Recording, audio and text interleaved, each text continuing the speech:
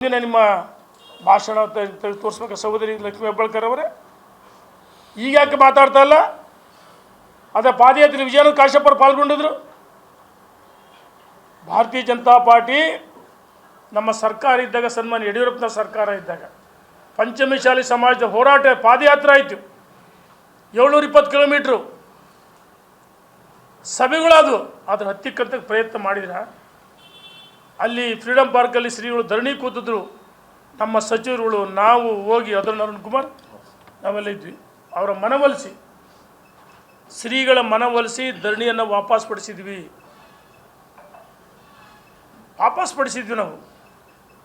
ಮತ್ತು ಆಲಮತ ಸ್ವಾಮೀಜಿಗಳು, ಕನಕಪೀಠ ಗುರುಗಳು, ಆ ಸಮಾಜಕ್ಕೆ ಎಷ್ಟಿ ಮೀಸಲಾತಿ ಕೊಡಬೇಕಂತೇಳಿ ಶ್ರೀಗಳು ಸಹ ಪಾದಯಾತ್ರೆ ಮಾಡಿದರು.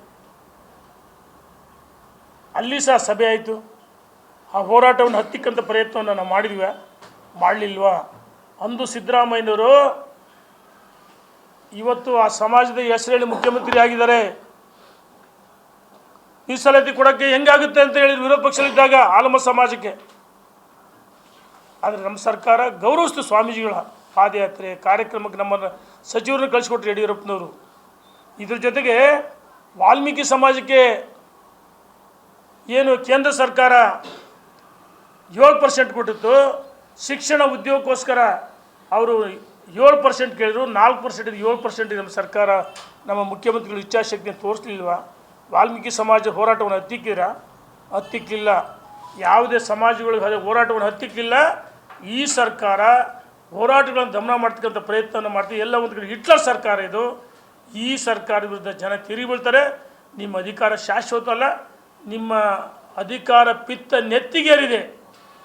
ಅಧಿಕಾರ ಪಿತ್ತ ನೆತ್ತಿ. ಅದಕ್ಕೋಸ್ಕರ ಶ್ರೀಗಳಿಗೆ ಸಮಾಜಕ್ಕೆ ಅಪಮಾನದ ಮಾತು ಹೇಳಿದ್ರಿ. ನಾವು ಕ್ಷಮೆಯನ್ನು ಕೇಳಬೇಕು, ಮೀಸಲಾತಿ ಕೊಳ್ಳೇಬೇಕು.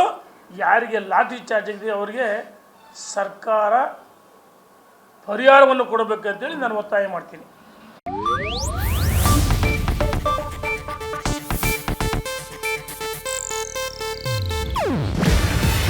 ಇದು ಏಷ್ಯಾನೆಟ್ ನ್ಯೂಸ್ ನೆಟ್ವರ್ಕ್ ಪ್ರಸ್ತುತಿ. ನೀವು ನೋಡ್ತಿದ್ದೀರಾ ಏಷ್ಯಾನೆಟ್ ಸುವರ್ಣ ನ್ಯೂಸ್.